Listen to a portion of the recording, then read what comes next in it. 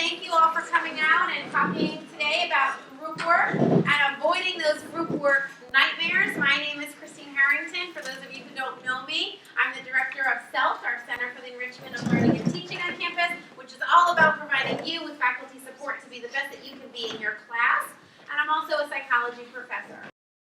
All right, so here's the deal. What we're going to do today is we're going to talk about some research on group work and what seems to work well.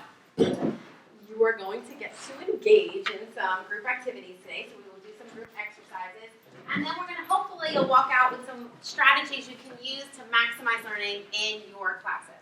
So that's kind of the goal of the day.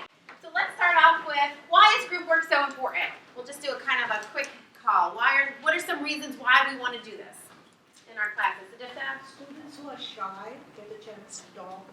Okay, so get some of the folks that may not want to do what you just did, raise your hand in front of everyone and talk, but I might be comfortable talking to some folks close to me. What are some other reasons? Nick? Corporate America requires team effort and project work where multiple people work together. This is a great stepping stone for that. They learn how to work with each other as a team. Absolutely. We are preparing folks to go into the world of work, whether we're sending them off to transfer before they go or whether we're sending them off directly. And one of the key skills that employers want is teamwork.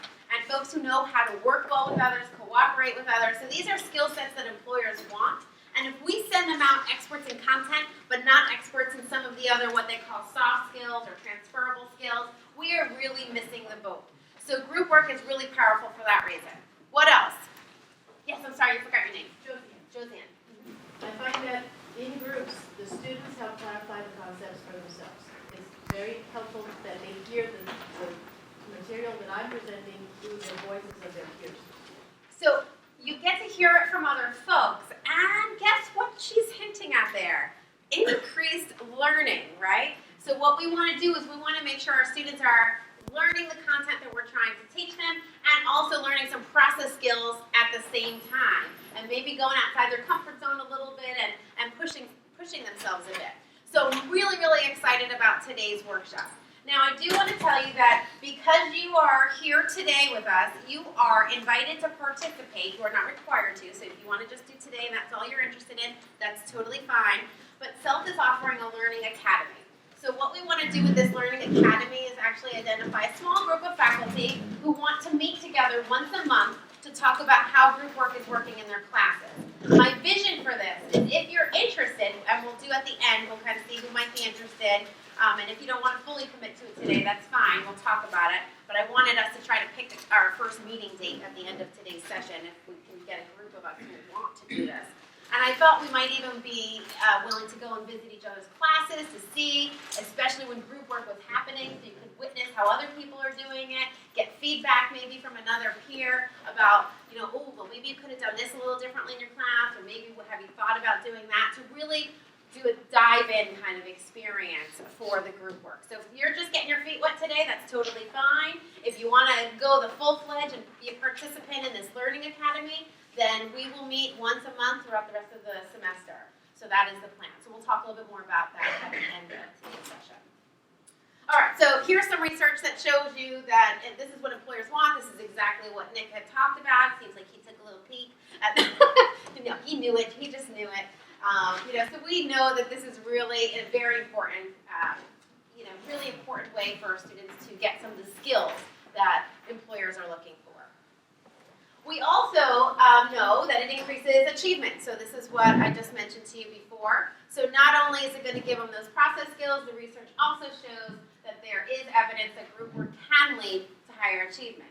Now, it doesn't mean it will lead, because group work could be a disaster, and it could lead to lower achievement. So I want to make sure that you understand that just because you put students in groups doesn't mean you're going to get that.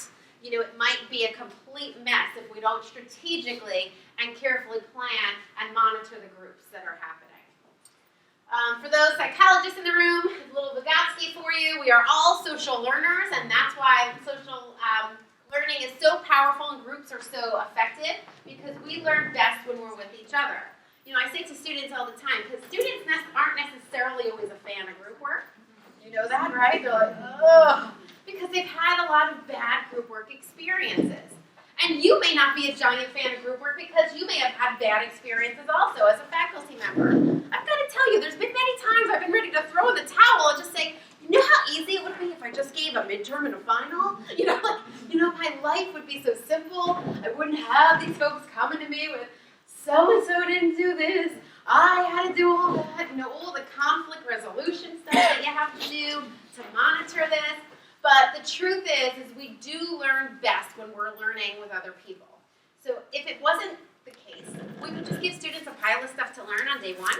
They'd come back and show us that they learned it at the end of the semester. It's not just about having access to information, it's through experiences that we learn.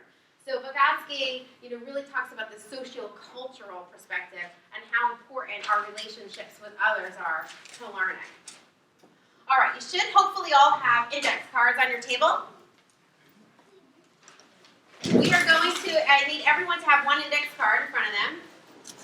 And then once you have the one index card, I will tell you what your instruction is. So pass them out.